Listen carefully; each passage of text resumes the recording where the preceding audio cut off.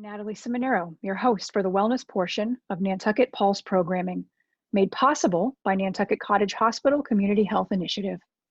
Nantucket Pulse Wellness Program highlights essential resources to help us balance our new way of living, taking care of ourselves, each other, and connecting to those who can help us during this time. This week, we are joined again by Tess D'Alberti, Executive Director of Fairwinds Nantucket Counseling Center. She's going to discuss progressive muscle relaxation, an anxiety reduction technique first introduced by American physician Edmund Jacobson in the 1930s. This technique involves alternating tension and relaxation in all of the body's major muscle groups. If you practice this technique correctly, you may even end up falling asleep. Tess will demonstrate by teaching some of these techniques to Robin London, Fairwinds Advancement Assistant. And she's also going to give us a quick overview of how anxiety can negatively affect physical health and well-being. And she'll tell us about some free apps available for our smartphones to address anxiety. Let's take a look. Hi, this is Tess D'Alberti from Fairwinds, Nantucket's Counseling Center, back on Pulse TV to offer some support for our community. I want to start by saying thank you so much for having us back. And I know that many of us have had lots of thoughts around anxiety and what's happening and the very different times that we're in with stay-at-home orders. I know this might have many of you seeing a lot more of your families than you previously had, or your roommates, or some of you being alone in isolation and how hard that can be. I also know that many of us on island have been impacted by work demands changing, moving to virtual, which can be a learning curve, as well as some people being furloughed and not working at all. And with all of these changes comes challenge. And I'm here today to give another way that we can help with that.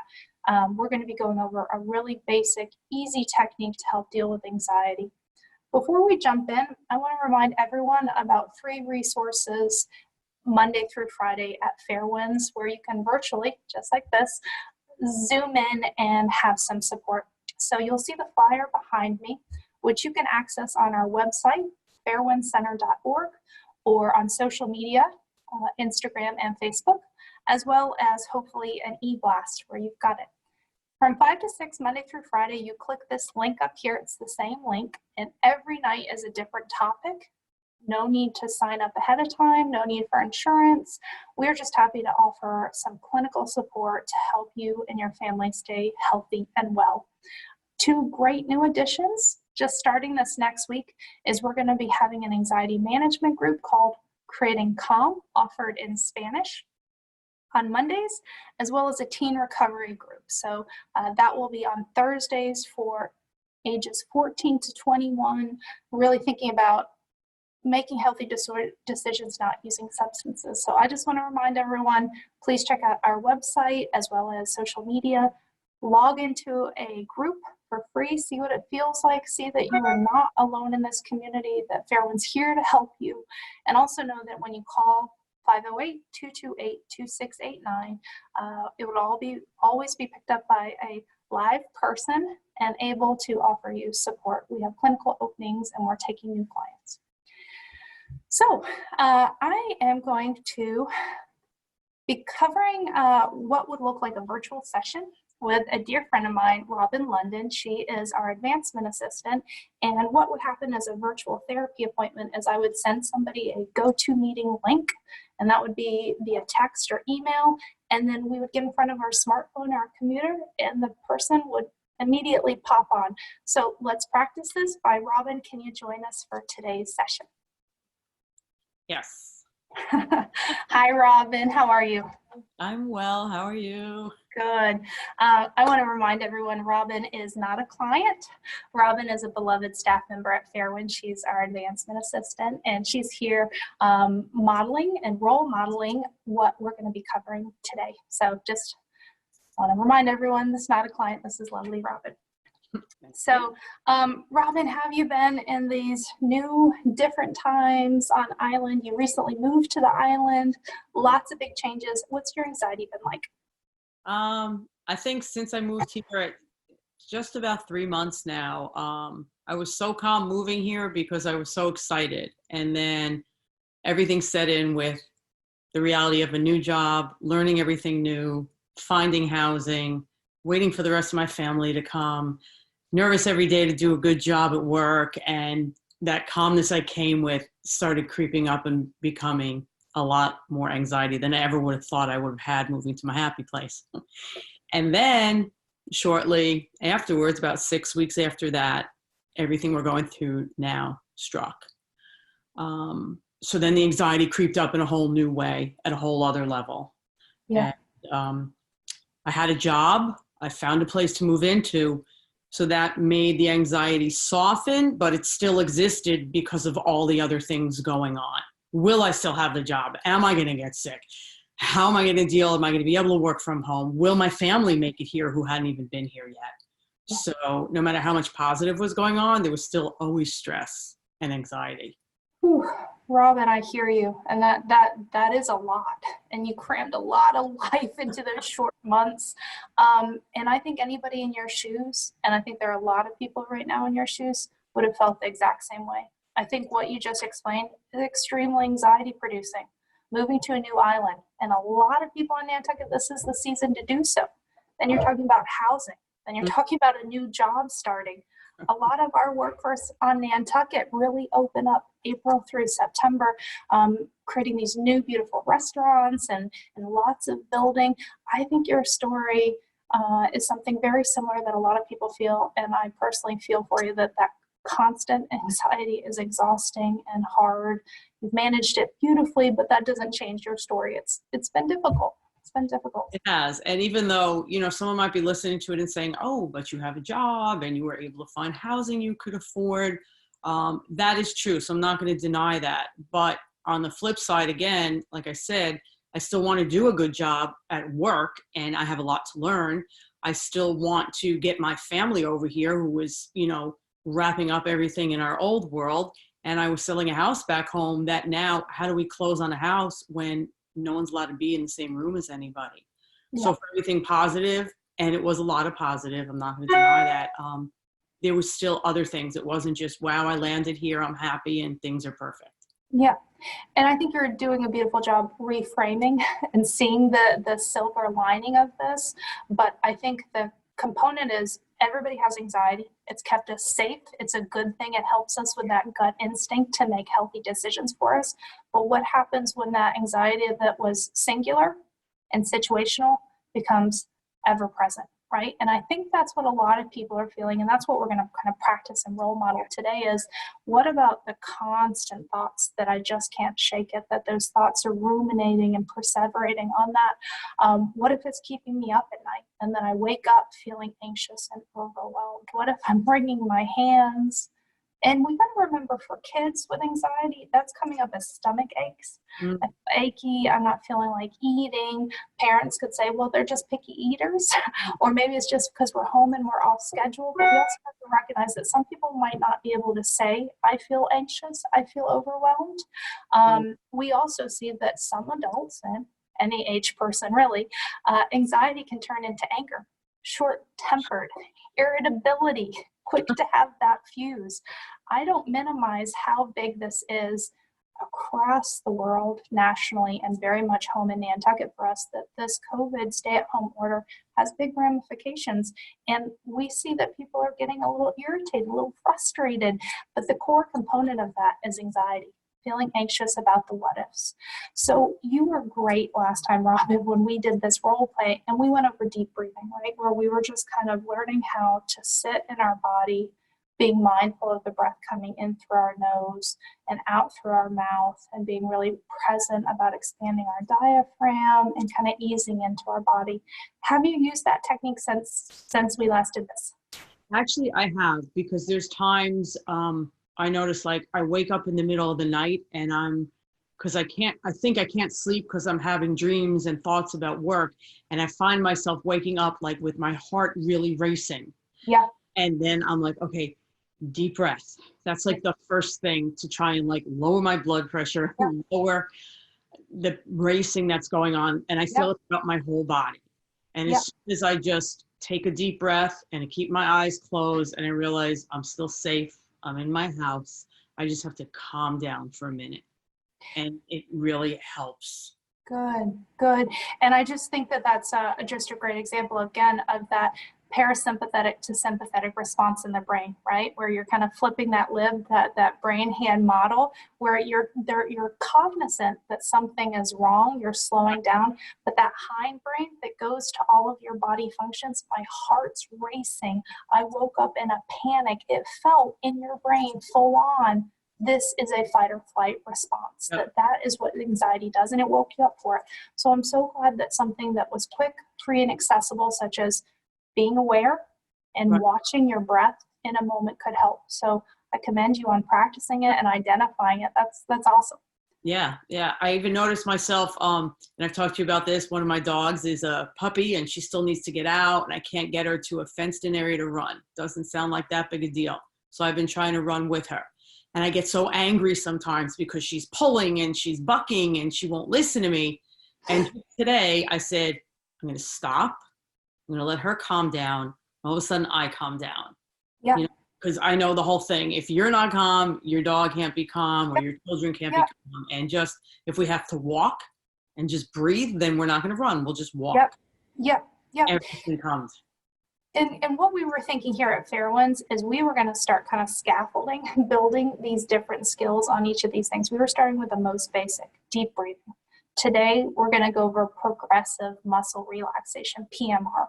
And in the future, we can talk about all of these other techniques that could be, just like you're saying, muscles that we practice and we get stronger at and we use. And your analogy of how you are with your fur baby, your doggy, is also how parents are with their kids and us as adults with our older aging parents, right? If we take a moment to take a deep breath, if we remember what we bring to a situation, the outcomes can be amazing. If we don't, and that anxiety ramps up and it turns into being a little short-tempered, a little frustrated, less patient, we know that that doesn't go the direction we want it to. So thank you for sharing that example and just recognizing some of that could be anxiety and just slowing down in a moment. Yeah, totally. Great. So the second technique we're going over today is progressive muscle relaxation. This is an age-old technique that is drawn on from lots of different types of healing. And what it's doing is a way where a person can be taught to self-monitor where anxiety is held in their body. And then we do an exercise that scans the body, clenching muscles and then releasing them to create awareness of how we hold anxiety in the body, but how good it feels when we let it go. Mm-hmm. So the concept has been used for pain management. It works with insomnia. It works on anxiety. But across the board, when you create a mind-body connection, it's always for the better. So this is something that you could use for lots of different techniques. When you were with me last time, you were talking about, gosh, when I get really anxious, I start to, my jaw starts hurting, I start grinding my teeth, I get a temporal pressure headache, right? Where do you feel anxiety in your body commonly? I think that because I've become so much more aware of it, like biting down and the clamping on my jaw, I've been really aware of it. So that hasn't been as bad as in the past. Yep. But I do find myself doing this with my hands now. Your hands, clenching. Hands. And then automatically, like, my shoulders go up. So, like, my upper body a lot. Yeah. So thank you for sharing that. That's, again, your body tricking your subconscious into thinking, I have to be ready for fight or flight, right? Clenching fists, clenching and proposing an aggressive stance if I have to protect myself. Mm-hmm. So without even knowing, you're saying, I'm not thinking about that. My prefrontal cortex isn't thinking about that, but my brain and my body are responding to anxiety in a way that's can be painful, it can be sore, it can be exhaustive. Great. So technique number one is we like to scale how you're feeling. We're going to ask you where the stress might be. And then we're going to go into the exercise and we're going to do the exact opposite. We're going to say, how does those body parts feel and what's your stress level? So I think it's really helpful with kids or any age person to scale how intense feelings are. So 0, no anxiety at all. 10, the most anxiety I feel. What's your number today? I guess probably like a 5, Okay. middle of the road. It's Friday, so that's a good thing, but I still have some work I got to get back to finish off. So Yeah. there's a little bit there, pretty moderate. Okay. But you know what? We don't want 5 as a baseline all the time because we know that that's exhaustive. So 5 is still pretty high.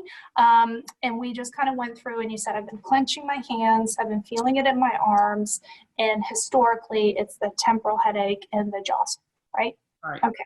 So what we hope at the end of this, and you can't fib to me, you gotta tell me the truth, is at the end of this, we hope that that number goes lower. And with practice, and when you use it regularly in life, it consistently ends up being lower for you because you're going to create the insight, you're going to create the muscle memory, that neuroplasticity to practice the skill. Okay. So now we're going to get into how do you do it. This is going to be really easy. This is going to be something that your partner on the couch doesn't even know you're doing. And I think that's also a really great thing, that this is something that could be translated to when you're back in the office or when you're out somewhere, that you can bring mindfulness back to your body. I'm going to ask you to have both feet kind of firmly planted on the floor. And find a good place in your sits bone where you feel kind of comfortable. You're going to have your hands loosely in your lap. And then what feels comfortable for you, maybe looking down towards your knees or closing your eyes, whatever feels good. We're going to start by taking a deep breath in through your nose, filling up your chest and your diaphragm, and slowly breathing out through your mouth. Good job. You're going to start by taking a couple deep breaths in through your nose, relaxing your shoulders, and breathing out through your mouth. I see with each breath in, your shoulders going down. Deep breath in through your nose, feeling your diaphragm expand, and breathing out through your mouth. I'm going to ask you to keep breathing at your own pace, at your own rhythm in that fashion. So breathing in through your nose, and when you're ready, you're releasing your breath out through your mouth.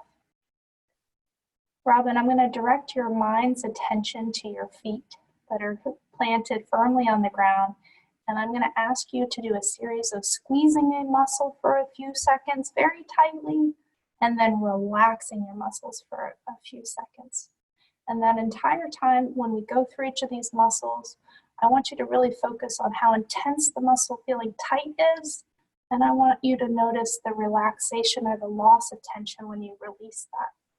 So we're going to start with the toes, and we're going to move up through your shoulders or head. So we're going to start with closing your toes and your feet and squeezing them as tight as you possibly can, turning them into little balls, feeling your toes up against your soles, squinching your feet in. And then I'm going to ask you to relax them. You're noticing your breath coming in and out as you relax your feet. We're going to move up to your calves. I'm going to ask you to squeeze your calves. You might even stand on the balls of your feet as you squeeze them. I want your legs to feel tight from your ankle to your knee, trying to squeeze all of those muscles, noticing them tremble or hurt. And then I'm going to ask you to relax and drop your heels to the floor, taking a breath in and noticing the relaxation that came with your calves and your feet. You're going to then do your big your quads, your muscles in your thighs. I'm going to ask you to squeeze your hamstrings, your glutes, upper part of your legs, from your knees to the tops of your hips. You're squeezing them. You might press your knees together. And then you're going to relax them. And you're going to notice your breath when you breathe out, taking some of that stress with you. Noticing that from your hips, through your thighs, to your knees, to your calves, to your feet, are relaxed and calmly planted on the floor. I'm going to ask you to squeeze in your diaphragm, your stomach muscles. I'm going to ask you to imagine pulling your tummy button into the back of your spine, squeezing the center part of your body, tightening and constricting yourself, feeling all of that stress, and with a big breath, I want you to blow it out through your mouth. Relaxing your stomach muscles, relaxing your sides, your abdomen, relaxing your diaphragm. Taking a breath in through the nose, and this time fully breathing out and into your diaphragm, recognizing there's no tension held there. Then I'm going to ask you to be mindful of your hands and go to clenching them, putting them in two balls, putting them in fists with your thumbs over your fingers, tightly squeezing them with your nails against your palm, holding them tight, and with a breath out, relaxing them, releasing them, spreading out your fingers. With your next breath in, I'm going to ask you to squeeze your hands through your forearms, all the way to your elbows. From your hands to your wrist to your forearms, squeezing them tight, possibly squeezing them against your body, holding them tight, noticing how that feels, the tension that you feel. And with a breath out, I'd like you to relax all of them. Relax your hand, relax your forearm, feel your elbows drop. Next, I want you to imagine your shoulders, and you're going to squeeze them tightly, bringing them up to your ears, up through your neck, all the way up, holding your body tight, squeezing it. And with this time, I want you to relax and drop your shoulders, rolling your shoulders back, pulling yourself tall in your sit bone, noticing your posture, relaxing as you stretch your neck and your shoulders down, the lack of tension there. Perfect, perfect. As you're releasing the stress in your neck and shoulders, our last one is going to be clenching our teeth, clenching our cheeks and our neck. I want you to, this time, tighten as much as your neck and your face as you can, maybe holding your teeth tight, your eyes squint shut. And this time when you breathe out, relaxing your eyebrows, relaxing your mouth, relaxing your neck against your chin, rolling your neck from side to side, and feeling some of that tension dissipate. I'm going to ask you to take a couple more breaths on your own, and in your head doing a mental scan from the top of your head through your neck, through your shoulders, your arms, your legs, your calves and your feet, and scanning for any anxiety you feel, and you might wiggle it out. But with each deep breath, envisioning the stress leaving that part of that tight muscle, and envisioning that very relaxed feeling you just felt a few moments ago. I'm going to ask you to do one more deep breath in, expanding your diaphragm, breathing out through your mouth, blowing out candles. And when you're ready, bringing your gaze back. Hi. Welcome back. Okay, so we'll start with how was that? What did it feel like? How do you feel now? Good. I worked up a little bit of a sweat because I was in a good way, because I was concentrating on the clenching in all the areas. Yeah. Two things I noticed as I worked my way up the body from the toes. Yep. Each body part going up, I was able to get deeper in my breath. Yeah. Then you really start to concentrate on what you're saying. Yeah. So you could get deeper. And as well as I relaxed each muscle, I was able to get deeper too. So the first thing with my toes, I think I felt like my shoulders were clenching too. Couldn't breathe in as much or exhale as much. Yeah. But as you release each thing, you realize if you really listen to what you're saying, Yeah. And just do it. You breathe deeper, you clench only that, and it's a more relaxing feeling on the exhale. Yeah. Well, I thought you did a wonderful job. And what I could see was, again, you kind of getting more into yourself, as you said, kind of really listening to the words. And that's a practice, right? That's not something we easily do. It is so hard to slow our mind down from click, click, click, click, click. I have to do this. I have to do this. What about this? How much time does this take? Right. So I just want to normalize that to get in our head, it takes a minute. Right? Yeah. And it is very common to start with the feet, but some people notice their stress immediately starting at their head, and they're going to work head down, right? Right. And when you practice this, as you said, like I got a little bit of a sweat, I got a little bit of a workout. That's me for the day. That was all my workout. Is that you'll get more isolated in strengthening those muscles, but also more aware and creating that awareness of what they feel like relaxed. And when some people who have never had a conversation with a therapist, or maybe not done yoga work or body work, they didn't actually have any concept that they were holding anxiety in their body. Right? Because that was their norm. My shoulders are always tense. I always have my hands and tight balls that are sweating, and my stomach always feels anxious. But that insight of what it could feel to not feel that way is a wonderful thing as an incentive to keep practicing. No, it is, because when you're more aware, sometimes you're clenching, you're tight, you're whatever, and then you just kind of like shake it out. Yep. You're not really doing the breathing part with it. Yep. And if you just stop, like I did last night, to actually be aware of breathing while shaking it out or just letting it go, it creates a whole different feeling. And we want them both, right? We want the breath work with the body work, because if you stop breathing, right, which was what happens with anxiety, we have that shortness of breath, then our heart is telling our brain, uh-oh, this is not good, which ramps up anxiety. So it's why we really want to I want to be mindful of the breath. I want you to be thinking about the stress leaving your body, because it's getting your prefrontal cortex and your hindbrain synced up.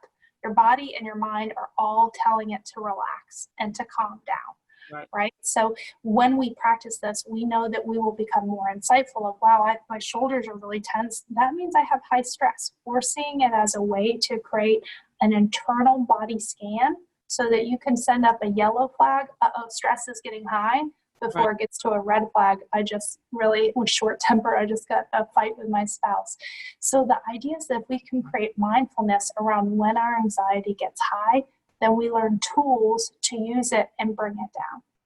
It makes so much sense, because also if you're aware of it when it's happening or before it gets to that red zone, okay, then your mind maybe doesn't go to that other stressful thing that is right there, like in the batter box, waiting to come out.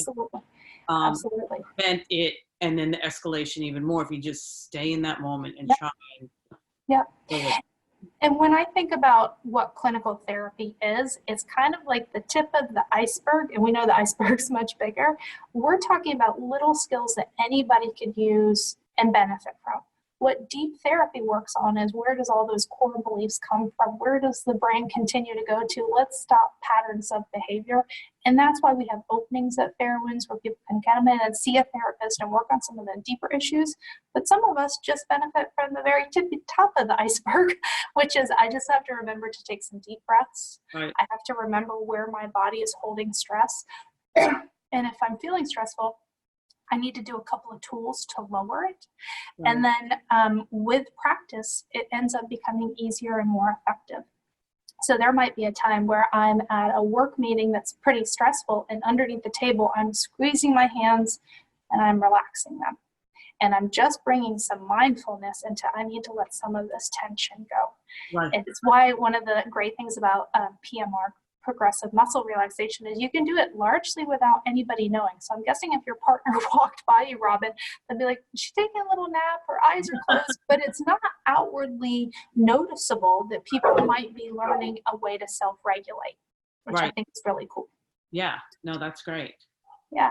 So we went over what is it, what your number was, and where your body scan was. Then we practice the skill. And then we do the debrief. So you just said, I noticed really getting into it. I noticed feeling less stress as I worked my way up the body. What's your number now? So 0, no anxiety. 10, super high, highest anxiety. It's funny because I could like right off the bat say 3, not just 2, like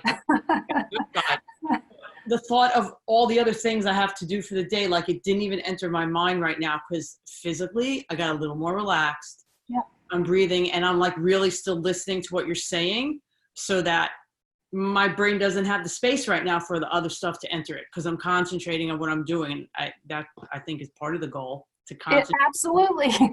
Absolutely. Absolutely. So I think that's monumental. To go from a 5 down to a 3 is a celebrated success.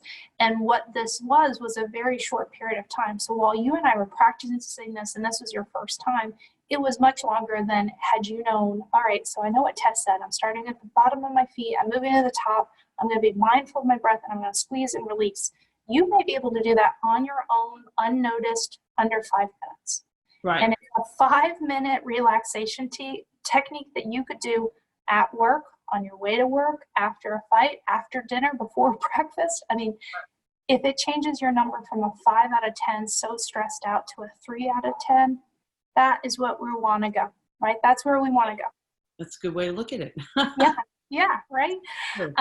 So the last thing I was thinking of, Robin, you did a wonderful job. You are such a great fake patient of ours, is to talk about some other free resources that people can access that I think are a great way to just incorporate into your self-care toolbox. So we always reference it.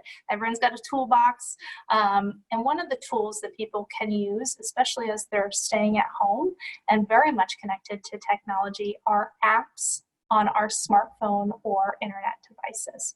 So there are tons and tons of great resources out there. I don't know if you have an Apple phone or an Android phone, but you can go to your store, your Apple store, and you can type in apps, right?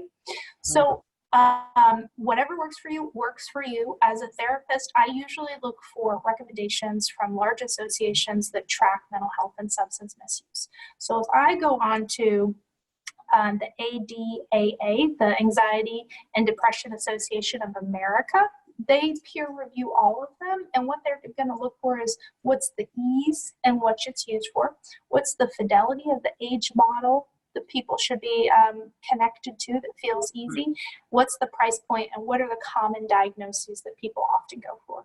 When you check that out online, there's some great resources, and I'm just going to identify 2 in particular that are free. Okay. So if you really love apps and you like to put your headphone in your cell phone, and if you're feeling anxious, you can pop your earbuds in and do one of these techniques. That's wonderful. That works for you. I'm fully supportive of it. But if you've never tried it and you just kind of want to see where it's at, why not start with a free one? So the 2 that I'm going to recommend are Mind Shift. And this is really targeted for adolescent, youth, and young people. So the reason it's that particular age group is related to the graphics, the wording, and how they approach and teach people. So it's really targeted for a younger, more kind of hip group than us older people. Completely free. You're going to use it on your phone, and it's interactive, coming up with reminding us around deep breathing, progressive muscle relaxation, guided imagery, and some thought stopping. The next one is Breathe to Relax. And that's really targeted for adults. And the reason it is it's very black and white. It's very short. No fuss. And what I think that it ends up offering is very similar to what you and I practice, Robin, getting good at remembering to do this skill that is only 2 to 3 minutes. And you can log in, use it regularly. You can set alarms so it comes back and reminds you. And what I love is that that's a tool that you have in your toolbox likely everywhere you go. People are very attached to their cell phones. So if you're feeling anxious about going into the grocery store, you can listen to your app on your phone. If you're feeling like, oh my gosh, I'm going to a family situation, I want to take a few minutes just to center myself, calm down in a moment, catch my breath, and choose how I want to respond to the situation.